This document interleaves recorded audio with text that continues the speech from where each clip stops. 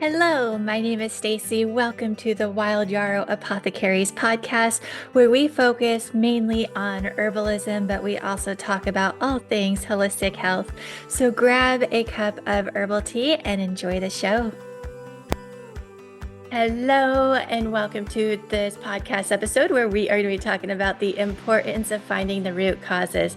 This is one of my favorite topic to talk about, and I hope that you will enjoy nerding out with me on this topic as well. Before I really get started though, I want to give a few disclaimers. One is I am not a medical professional. This is all for educational purposes only. I highly recommend that you do your own research on anything that I talk about that, you're just really interested in. The second disclaimer I want to give you is that 2025 has been such a hectic year, a good year though. Mostly a really good year. Lots of good stuff are happening, but it's also been super busy, especially the end of September. That's why I had to put a old episode up last week, and October is going to be pretty crazy. And today should be the only other oddball episode. Normally, when I record an episode, I put my dogs in with my husband so I could have quiet. But my husband is not here today, so the dogs are with me. So if you hear some background noises, it's probably going to be them. We're doing real life. We do real life here. I don't have a studio. So, like I said, we do things real life. I have my son's dog who is a French Bulldog Boston Terrier mix. And so he snorts sometimes. So if you hear a snort, I swear it's not me. I'm not over here snorting. It is my son's dog, Otis. He is so cute. And then I have my dog, and he's usually pretty good. Every once in a while, he'll bark, and I'm crossing my fingers that he won't bark while we're doing this episode. But you may hear some tapping when they walk on the floor. Um, and so, like I said, we're doing things real life today. Now, I'm hoping that the rest of the episode should be back to normal again. Um, but yeah, things are just a little crazy. By November, though, things should definitely calm down.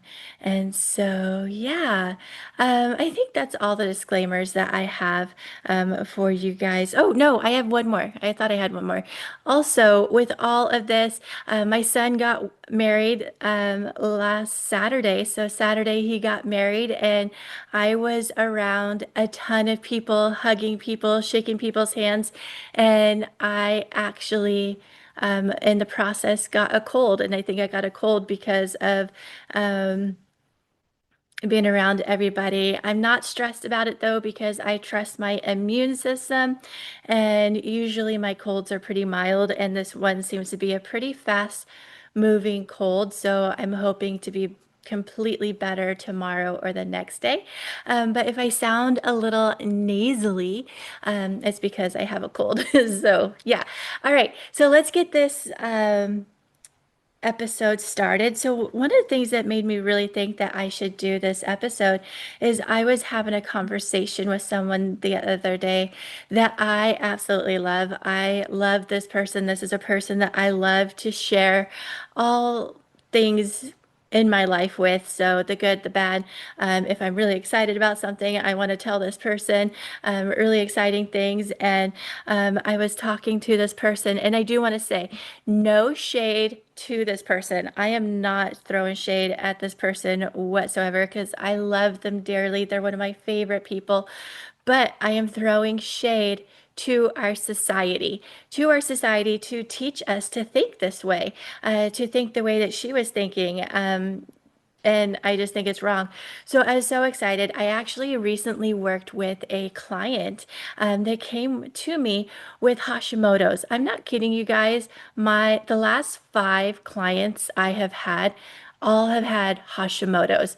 But I have a client and she did most of what I recommended to her. And during this, the last time she went to the doctors, they tested her for Hashimoto's and they tested her thyroid. And they said that her thyroid is perfectly normal. So, with what I would suggested to her, we were able to reverse her Hashimoto's. How exciting is that? I'm like so, so excited. But I was telling this person that I was telling her that I'm like, oh my gosh, we did this. And she goes, oh, what did you give her for that? And I'm like, oh no, that's not what I do. I love to, um, I'm an herbalist, so I love to recommend herbs to my clients and I encourage them to take herbs. But that's not only what we do. We look into all sorts of other things, which we're going to be talking about throughout this podcast episode. But the main thing that we did is we looked into root causes, what could be causing the Hashimoto's. And so we really tackled the root causes, and that is how we were able to reverse the Hashimoto's. And it wasn't just one thing. I want you to pay attention to the title of this podcast. Um, I made causes plural, which we're going to be talking more about throughout this episode. But I strongly believe that when we're sick, it's not caused by one thing, it's caused by a multiple of things. If we have illnesses, disorders, syndromes, conditions, whatever you have, is more than likely is going to be caused by a multiple of things. And I actually do not believe in cures. You know how everybody's like, oh, we need to find the cure for cancer. I don't think that there is a cure for cancer. I think that cancer is caused by a multiple of things. And the only way to prevent cancer or to hopefully reverse cancer is to do a multiple amount of things. But let's talk about first why knowing the root cause is so important. So one of the things that drives me nuts about allopathic medicine, modern medicine, Western medicine, is we treat the symptoms as if they are the enemy. So it's like, oh, it's the enemy. Holistic health, we don't do that. We do not treat the symptom like it's an enemy. Yes, yes, it is uncomfortable, and symptoms can be downright miserable and painful. But symptoms are the messenger. Our bodies cannot speak to us. Our bodies, I don't know if you just heard that. He just snorted. Um, I'm hoping that didn't come through. But anyways, um, our our bodies can't speak to us. Our bodies can't say, hey, what you're doing right here, it's causing us harm. What you're doing here is causing havoc for our body. So our body speaks to us through symptoms. So these symptoms are the messenger, they're not the enemy. And so this is why, knowing the root cause is so important. And then when we treat the symptom like it's an enemy, we're just trying to get rid of the symptom and not the problem. We are actually it's like a band-aid. So we're putting a band-aid on it. One of my favorite analogies for this that I use is, let's say you're driving down a road and all of a sudden your check engine light comes on. So your check engine light comes on and you're like, oh, that's not good. So you go get like a band-aid and you put a band-aid over your dash so you can't see the check engine light. So so you have a band-aid over it, you can't see it, out of sight, out of mind, right? But the problem is that the problem is still there. You can't see it, but it's still there. That to me is what um allopathic medicine does. And sometimes we do need that. Like I am not 100% anti-allopathic medicine. I think that there's a time and a place like for acute reasons, for most acute reasons, definitely I want allopathic. So like if I break a bone, if I have a heart attack, if I have a stroke, any kind of emergency, anything that, a nasty infection, yes, please, please, allopathic, modern medicine, Western medicine, all the way, definitely. But I believe most chronic conditions, um, we can change by lifestyle and through holistic health. Although, again, if you are in so much pain, definitely go to the doctors, get some medication, and then let's see if we can find the root cause. If you are in a deep depression, go to the doctors, get on antidepressants, and then let's see if we can tackle the root causes of that deep depression. So I do think that there's a time and a place for allopathic and holistic health. And I do think that there are times when they can both be used at the same time. But most of the time, I think that chronic conditions can be strictly changed by holistic health and lifestyle and all of that, which we're going to be talking a lot about throughout this episode. But I have, whenever someone comes to me with a general question like, hey, generally, what can I do for this? I do recommend them the Band-Aid solution, which I think is what they're really wanting. But I also try to sneak in what they could be looking for to finding the root causes as well. I think I drive people nuts by doing that, but it just makes me feel better because I can't stand just giving the Band-Aid answer. So I know I already talked about this, but I want to talk about this again. I strongly believe that when someone has an illness, a disorder, syndrome, condition, that it's not caused by just one thing, that there's multiple causes. And so because of this, I believe that there's going to be multiple things that is going to cause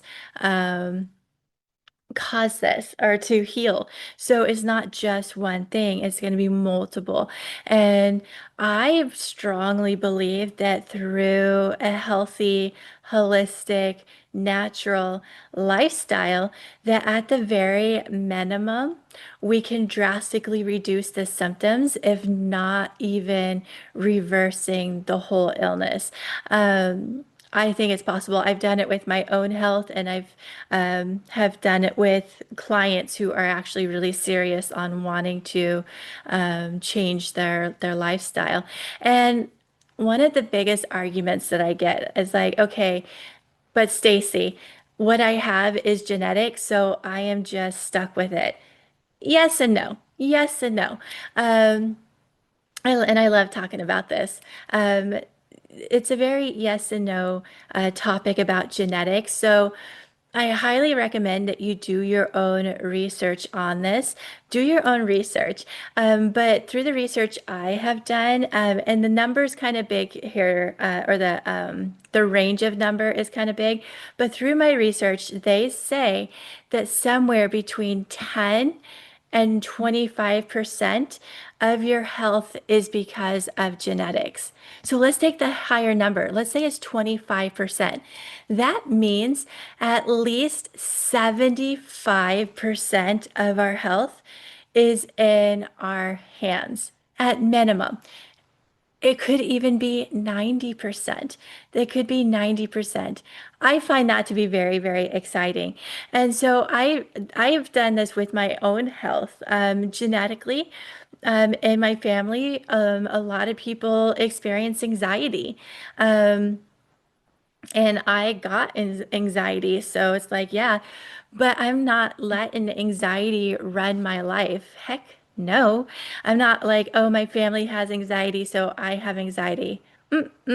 Absolutely not. I am sitting there like I'm not going to let anxiety run my life, and so I have found ways to to reduce. So I used to have severe anxiety. I used to have severe anxiety, and I healed the severe part. And I still get a little anxious here and there, and I think that's for two reasons. One is, have you seen the world that we live in? We live in a really messy world. There's a lot going on there, and then oh my gosh, with social media, with all the gadgets, we're very overstimulated and we're bombarded with bad news. And so, because of this, I like to take social media breaks a lot and media breaks. I haven't watched the news in like probably 15 years just because I find that it's so depressing, and I feel like if anything major happens, somebody will let me know. Um, but anyways, um, I have I have healed my severe part, but like I said, I have I get anxious here and there. And the other reason why I get anxious here and there is I just think it's part of my personality. I just think that I just can get a tiny bit anxious, but I'm really proud of where I was 10 years and prior to where I am today because I'm a lot more confident. I don't let my anxiety run my life. I have drastically reduced my anxiety. Same with migraines. Since I was 11 years old, I have had migraines. This is genetic. Every woman on both sides of my family suffer from migraines, except for one woman. But um, I have found what I can do to manage and reduce. Not only have I reduced the amount of migraines that I get, but I have also have drastically reduced the severity of my migraines. So yeah, even if you have something genetic, at the very least, knowing the root cause, you can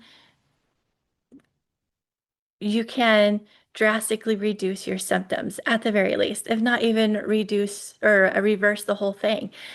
So, and I find that really exciting. Um, I did have someone say, that 75% is not a good number because what about your environment? And we're going to be talking about that in a little bit. So if you're wondering about, oh, well, I can't get healthier because of my environment, we're going to be talking about that later on. So what we would do right now is that we would talk. I have six pillars of what I think in general can cause us health issues. And so, um, oh, I just thought of one thing here. I just want to make myself a note so I don't forget, because I can see myself forgetting this. Um, So, s- so in these are very going to be in general because I believe in bio individuality. I believe that everybody's different. And so what I'm going to be talking about is going to be in general. And then like if I work with a client, I tailor these to their needs, if that makes sense. But the number one thing that I love to look at is nutrition. And I think that's because in the United States right now, our food system sucks. Our food system is horrible. And 15 years ago, I thought that I was eating fairly healthy.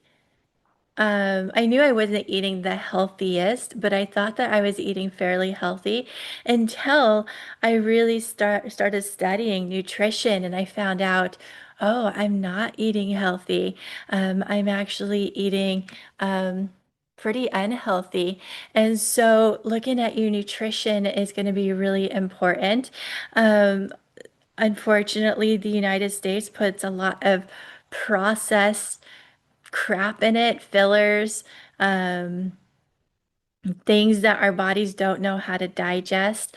And so I would look at what your food what you're eating. What you're eating really matters. And in all honesty, I believe in like trying to adopt a whole foods diet.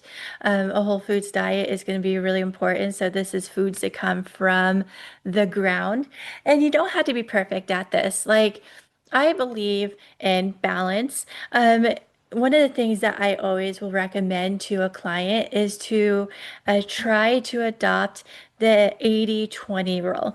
And what the 80-20, I can't speak, what the 80-20 rule is. And you don't have to be perfect. You want to estimate. So this is like estimating. So estimate about 80% of your food you eat healthy, and then 20% you can eat what you want to, you know. I don't like the word cheat just because um, I think cheating gives a bad thing um, to junk food, and it makes you feel bad. You're like, I'm feeling bad for, eating this food, but like eat whole foods like 80% of the time. That's my recommendation. And it could be all sorts of different, like tailor the whole foods to your needs. But then like if you go somewhere and someone's eating a cookie, have a cookie. If you go to a birthday party and if they're eating cake, eat a piece of cake. That's okay. Life is all about balance. If you're eating healthy the majority of the time, and if you want to enjoy life and eat something that is not technically healthy, do it. Um, we're going to talk more about stress in a moment, but um, if you are so stressed out about what you are eating, that's going to be worse than eating junk food. So um, estimate about 80% of eating healthy, and then treat, I don't know, there's so many ideas about what you should call it, but treat yourself. And one of the things that I have done through my own healing is I try, um, oh, and I'm getting ahead of myself. Let me rewind just for a sec. When you do this, don't get to the 80-20 um, overnight. Slowly get there. Like slowly changing your nutrition is going to be key. Baby steps is key. I think I talked about this a week or two ago.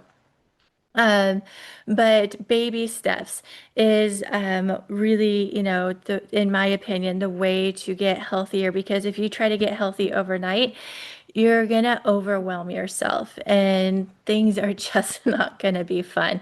So slowly get to the 80-20 rule. And one of the things that I have done in my own healing journey, and I don't do the 80-20 rule. I think I'm like probably roughly about 95 now, but this took years. This took years to get to the 95. Um, but I always try to make my lower number like the 20 or the 5. I try to make it healthier and healthier. So that's something, once you feel comfortable in the 80-20 rule, then you can slowly make your 20 a little bit healthier, but still enjoyable. Like let's say, for example, in your 20, you're like, I want a Snickers. A Snickers sounds so good. And so you eat a Snickers, and then maybe months down the road, you're like, you know what? How can I make this Snickers healthier? There's a candy out there called Ocho, and Ocho is a healthier candy. And so you could switch the Snickers out for Ocho, and then maybe do that for months, and then maybe switch to the Hue. There's a candy called Hue, and so that's a little bit healthier.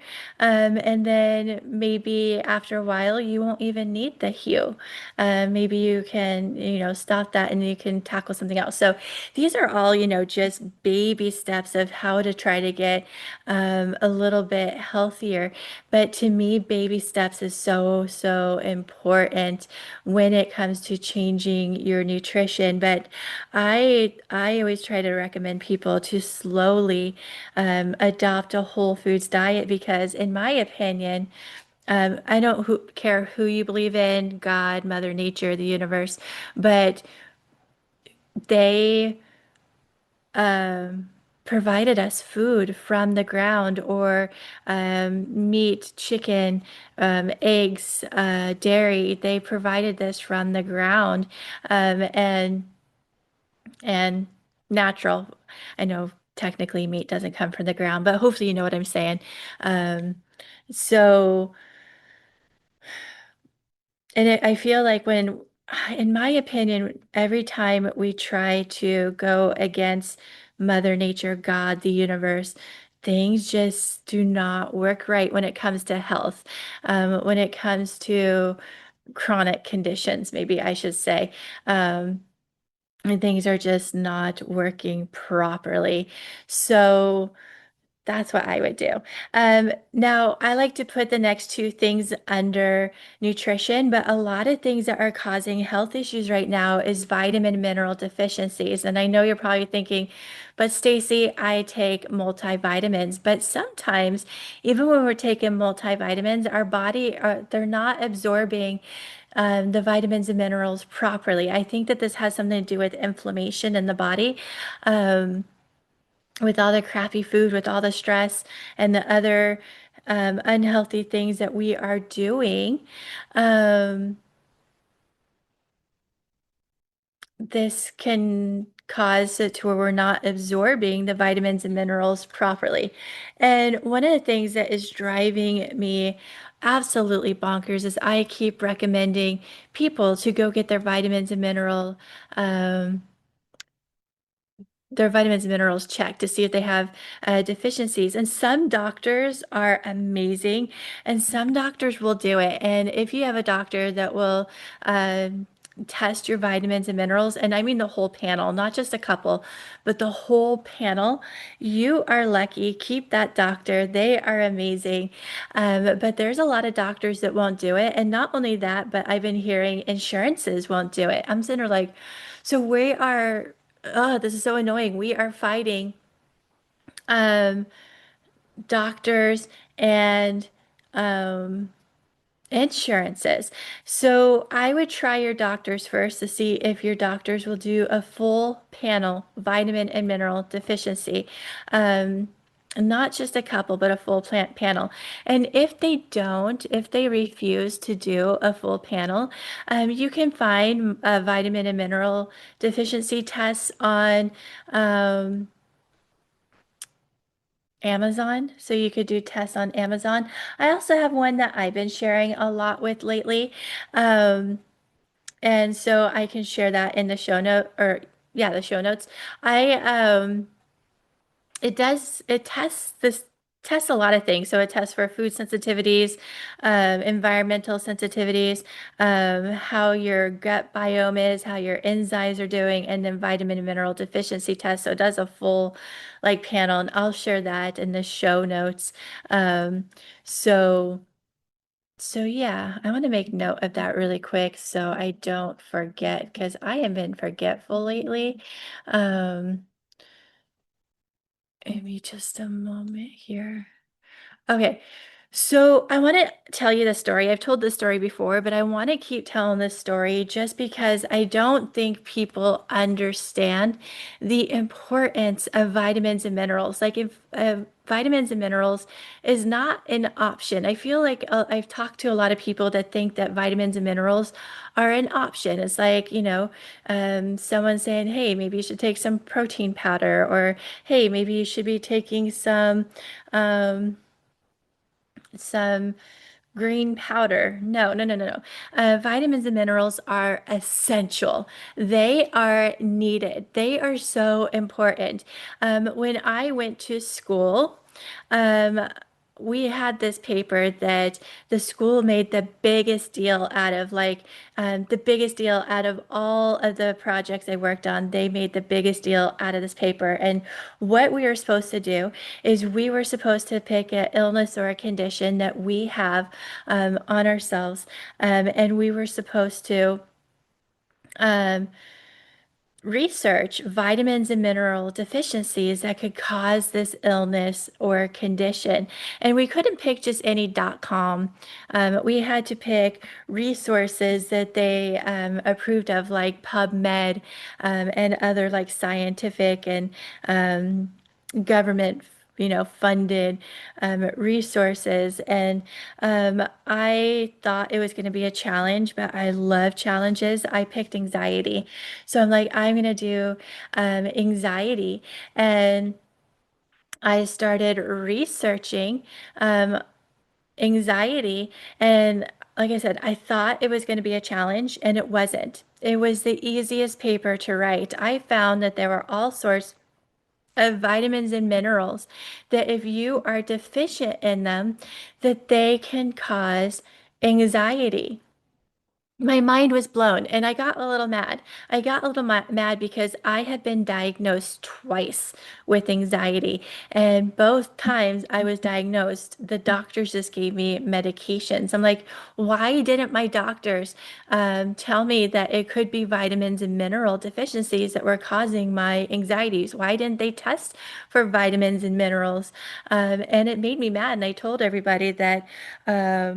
I was going to be, yelling this from the rooftops. And I've been doing this ever since. I've been trying to tell people, I sound like a broken record, trying to tell people that vitamins and minerals are so important and so needed and that we should be tested. And so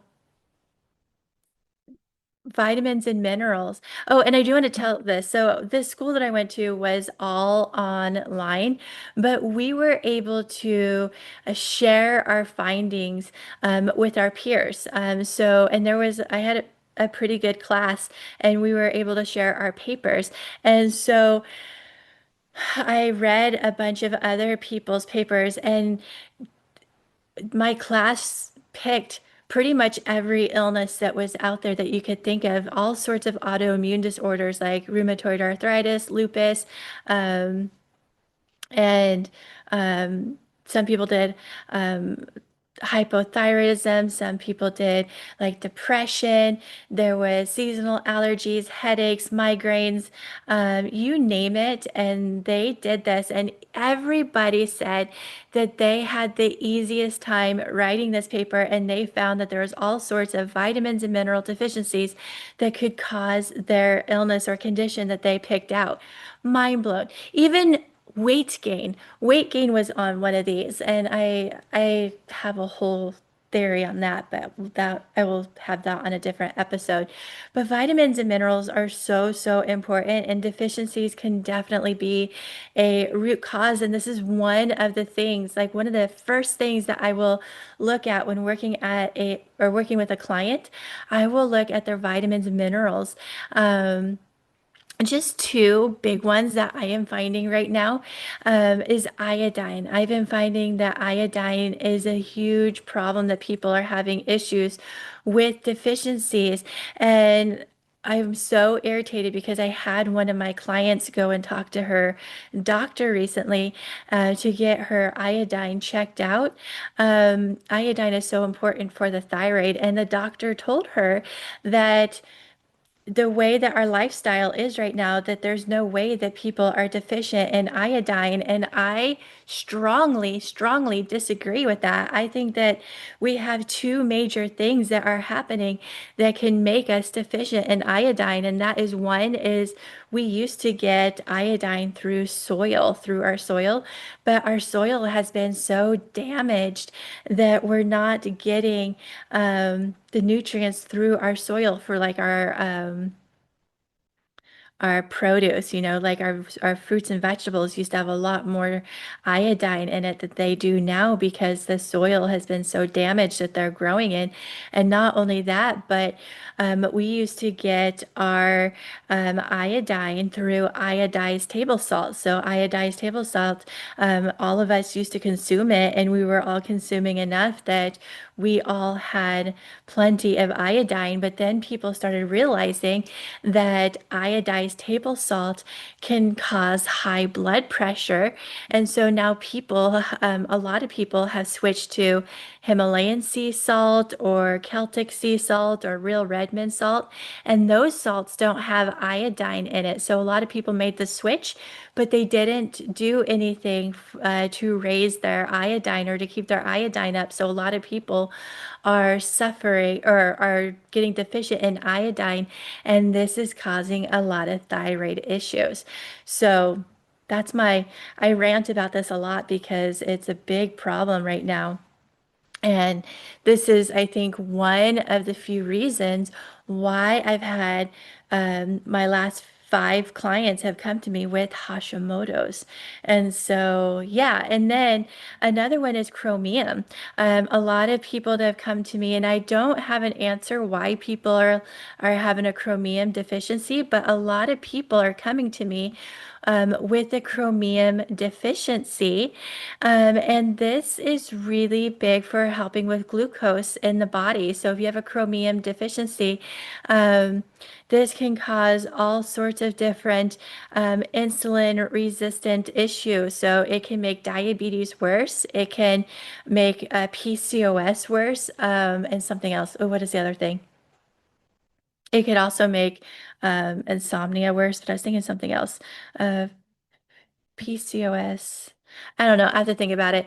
But chromium is a really big deal. So. And I'm not telling you that you have vitamin and mineral deficiencies. What I'm trying to do is encourage you to try to get a full panel vitamin and mineral deficiency test so you know if you're deficient on anything, even if you're taking a multivitamin.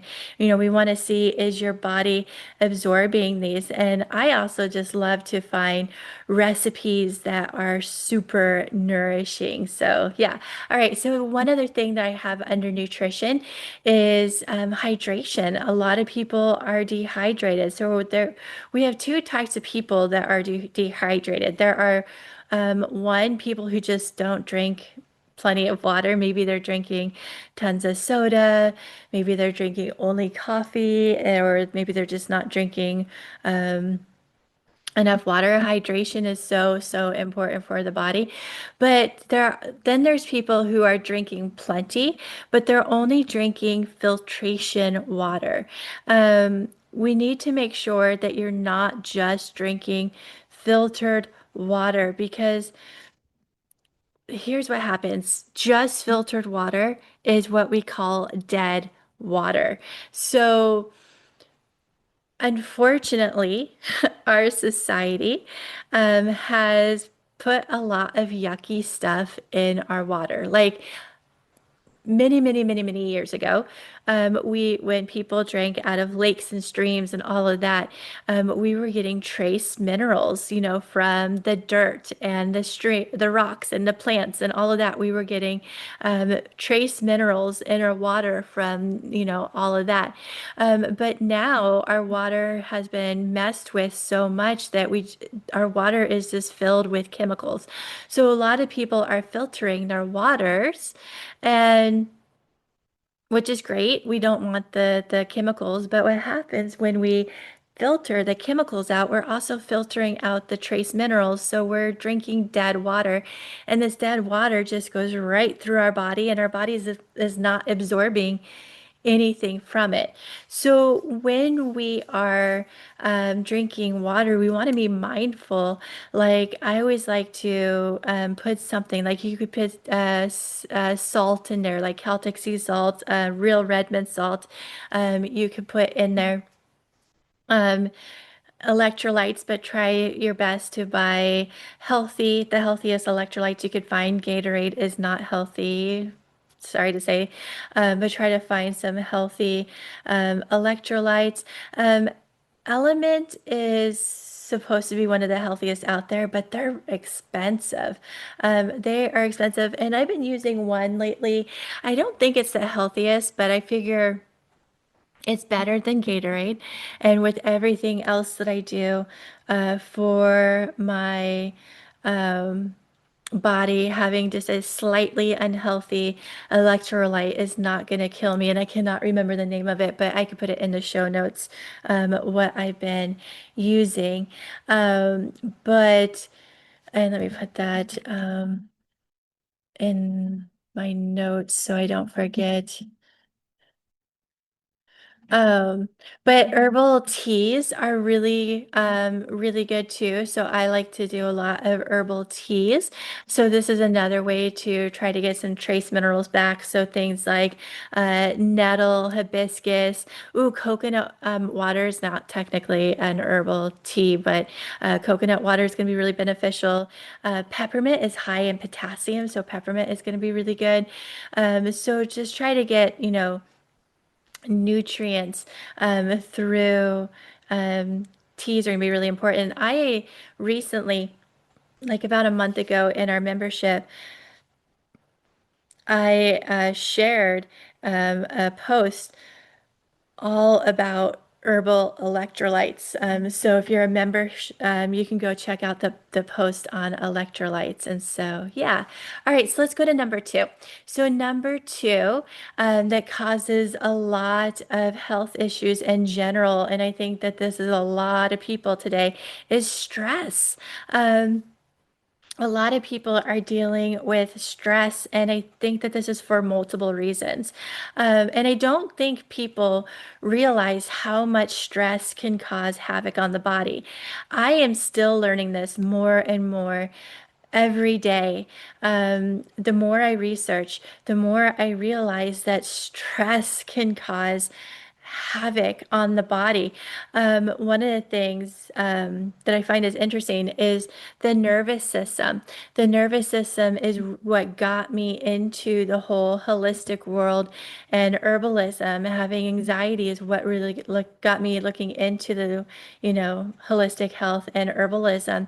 And then I keep thinking, okay, I know a lot about this, so let's, um, back off from the nervous system and let's learn about something else. And when I learn about something else, it brings me right back to the nervous system, especially like lately, autoimmune disorders. A lot of the people I've been working with lately have autoimmune disorders, like I've been telling you about Hashimoto's, but I also have worked with people who have rheumatoid arthritis and lupus.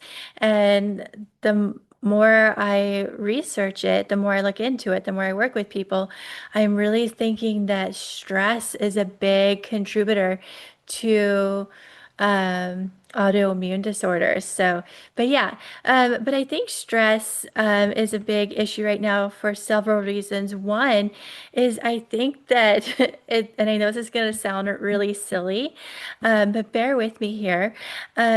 I think stress is a popular thing right now. It's funny, I don't notice this too much on Instagram or TikTok, but I notice it a lot on Facebook. Is I have Facebook friends that are almost competing with each other to see who can be more stressed. And I think the reasoning that they're competing to see who can be more stressed is I think people have gotten in their minds that if they are not stressed, then this is going to make them lazy. So stress is kind of equal to, or is kind of tied in with laziness. So stressed people are not lazy. Relaxed people are lazy.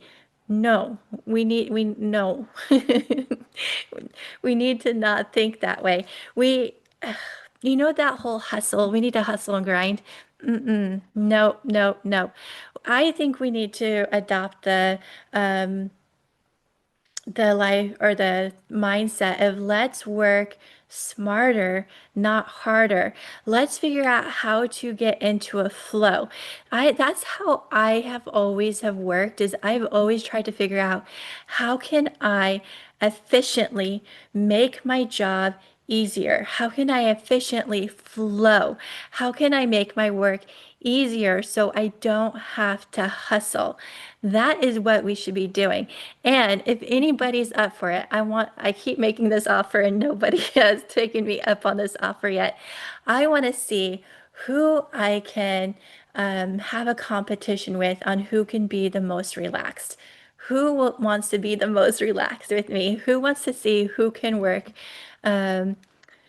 Relaxed but efficiently. Let's flow relaxed and efficiently. I don't know if you just heard that snort. If you heard that snort, that's Mr. Oatster, Mr. Otis. I call him Oatster, but his name's Otis.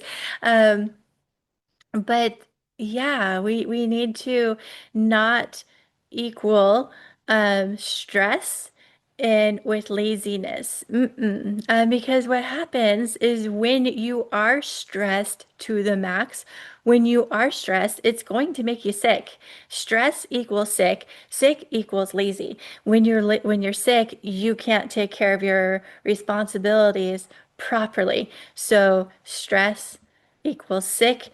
Sick equals laziness. There we go. So we need to figure out how to work efficiently. And that's another thing.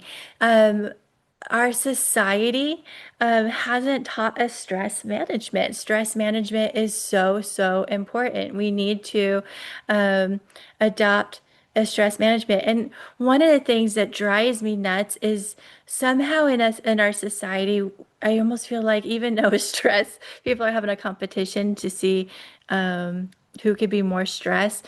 This is what really kind of throws me off a little bit. I feel like people think that other people aren't stressed. Other people are stressed too. Other people, nobody has a perfect life.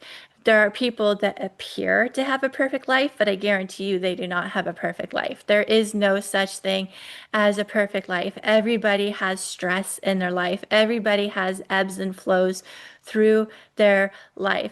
And we just need to teach ourselves through stress management on how to be able to get through these ebbs.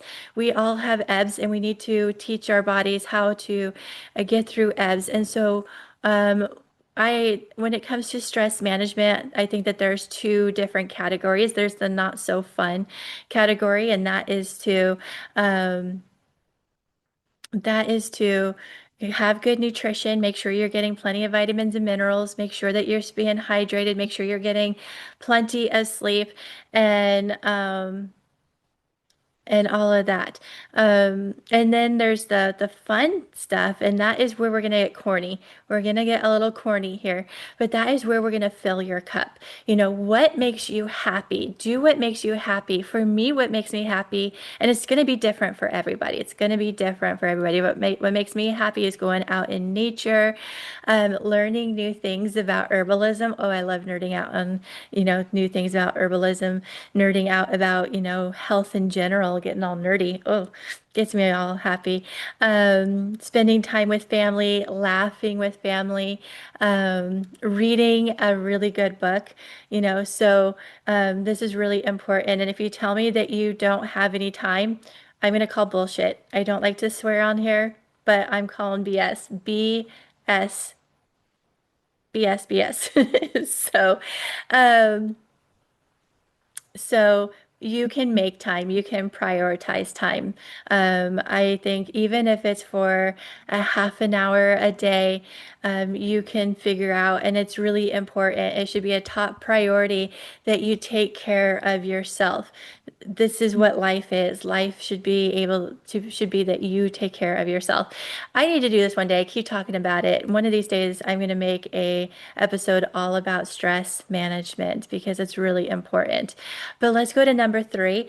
Number three is adopting a healthy mindset. I think our society, we have been taught to have a negative mindset. And I'm not telling you to adopt a toxic, positive mindset.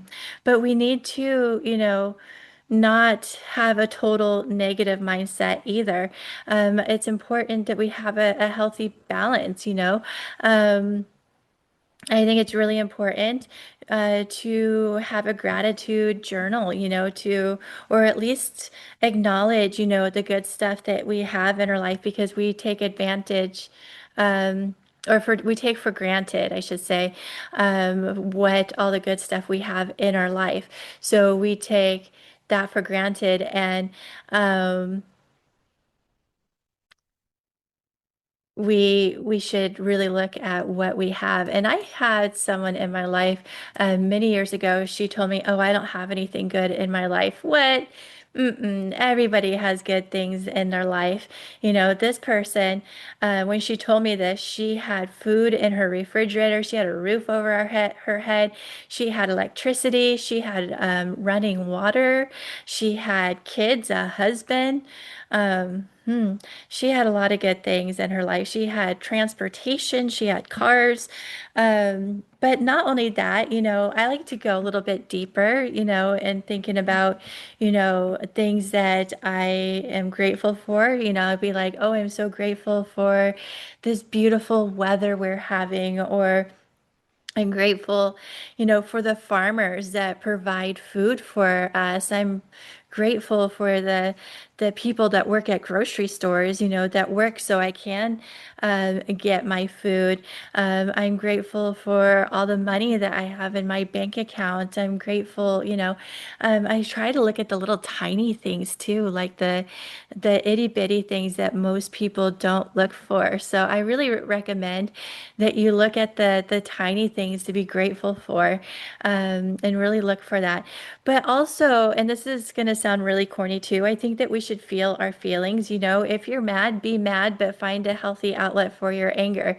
If you're happy, be happy. Don't feel guilty about it either. Be happy. Energy is contagious, and spread that happiness. And if there's other people out there that are not happy, that's their problem. Be happy. So we need to, and maybe I'll do a podcast episode on this too, because I'm all about mental health. But adopting a healthy mindset, knowing that nobody has a perfect life, and that we all have our struggles, we all have our insecurities, we all have fears. Just some people can hide them a little bit better than others, but I feel like a lot of people have adopted that I am cool as a cucumber on the outside, but I am freaking the heck out on the inside. Um, a lot of people have adopted that. So, just keep that in mind. All right, let's go to the fourth pillar. The fourth pillar is lack of movement. Movement is I'm sorry, yeah, movement is so important.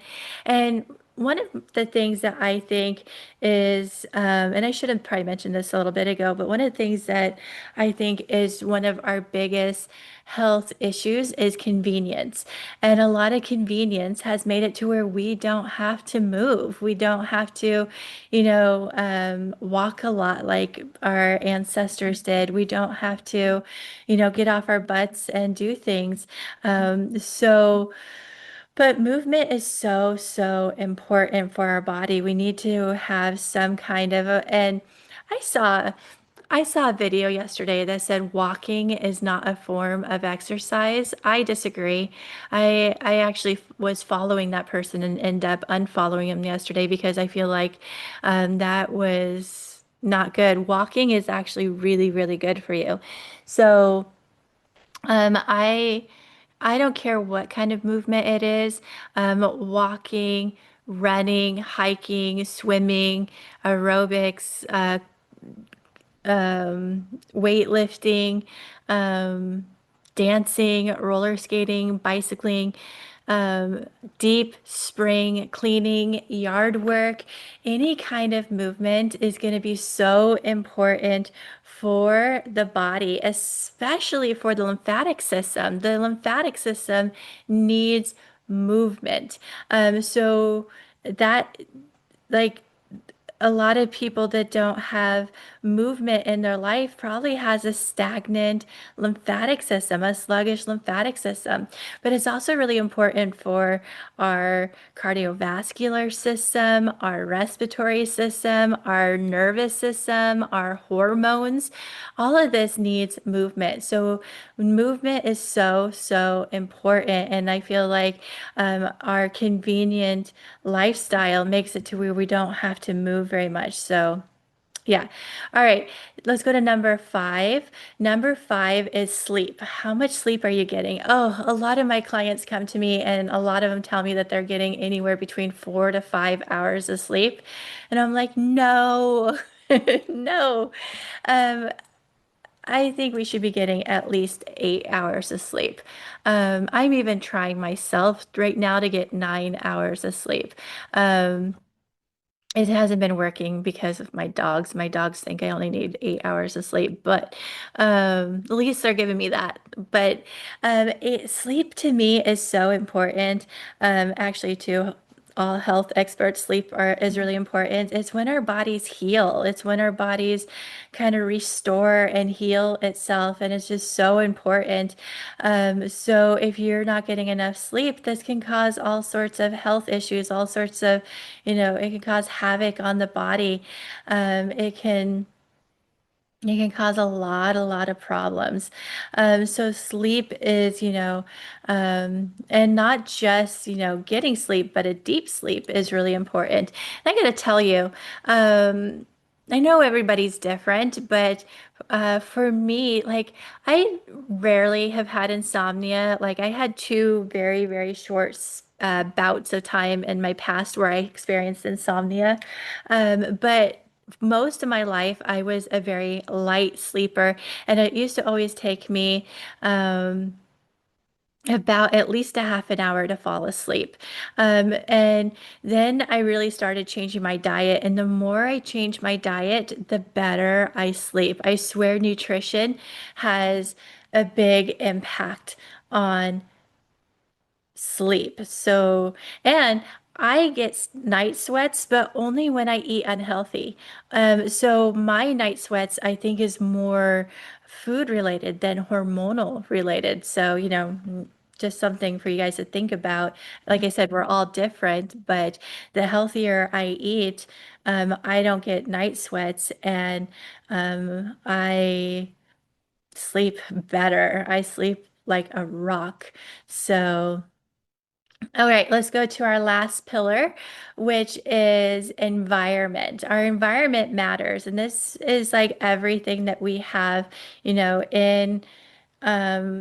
our house. So this can even include toxic people. So if you're around a lot of toxic people, I would try to figure out a way to fix that. It's hard. I'm going to be telling you that I usually don't like to talk about this, and I'm going to be very, very vague, but 12 years ago, I think it was about 12 years ago, I got rid of some toxic people in my life, and it was one of the hardest things that I did, but it really changed my life. And it was one of the best decisions that I made. Unfortunately, I wish I didn't have to do that, but yeah. But then not only do we have toxic people, we do have like, do you have toxic cleaning products in your life? Do you have toxic cosmetics, perfumes? So look at like that. Do you have like a ton of plastic in your kitchen? Um, I have a tiny bit of plastic in my kitchen, and then but I the only plastic that I really have in my kitchen right now is the Tupperware lids. So my Tupperware, I have plastic lids, but everything else is like not plastic. Oh, and some mason jar lids when I don't like to do, um, like when I do honey and vinegars, I'll use a plastic lid. So, but everything else is like glass or silicone, stainless steel, ceramic. So I've gotten rid, and this did not happen overnight. This was a slow process. I slowly, because that's hard on the wallet. It's really hard on the wallet to try to go non-plastic overnight. But yeah, look at what's in your environment. And if you live somewhere, like if you live in an environment, um, like if you have like something toxic, like I don't know, I'm trying to think like a plant, like a industrial. plantation. I don't know if that's the right word, but something that, is putting off lots of yucky fumes in the air. In my opinion, and I know that this is easier said than done, but if you're serious about your health, I would try to move in all honesty. And like I said, I know that's easier said than done. I know that that sounds harsh, but that's what I would do. I'm not saying anything that I wouldn't do myself. Um, if you have a bunch of I don't know, just outside environment that we can be causing health issues, I would move. And I know, like I said, easier said than done, but sometimes we have to do hard things in our life and we need to take our health into our own hands. And I will never say anything on a podcast episode or in my TikTok videos or TikTok live or um, anything that I wouldn't do myself. And so I know you're like, wow, but that's something harsh to say, but yeah, my health is really important to me. My family's health is really important to me. So if I were to live in a really toxic place, I would move. And I know that it might take time, but I would work on trying to figure out how to get my butt into a much healthier location, in all honesty. Um, and I know in the United States, there isn't like a perfect healthy place, but we do the best that we can. And that's all that, when it comes to health, we're never going to be perfect with our health, but we do the best that we can. We do the best I can. And I do want to give two more things because people might be saying, well, what about hormones? Well, to me, if you struggle with hormones, it's probably going to be something to do with your nutrition, your stress, your lack of movement, your sleep. So hormones is affected by all of that. If you have like your eliminating organs, like if you have a sluggish liver, or if you have a sluggish kidneys, or sluggish lymphatic system, this is usually caused by nutrition. Maybe stress, definitely lack of movement, environment. So yeah. So all of this, um, for me with my own health, I have done everything that I've suggested to you guys today. Nutrition, stress, mindset, movement, sleep, environment, and it has changed my health drastically. And I've worked with clients and the clients who are actually serious about, changing their life. I've had them do this and it has changed their life as well. So, yeah. All right. So, I'm going to hop off this episode in just a moment. I'm going to go record the bonus podcast episode in a moment for the membership. And I'm going to be talking about how to find the root causes. And then I'm also going to be talking in this episode about,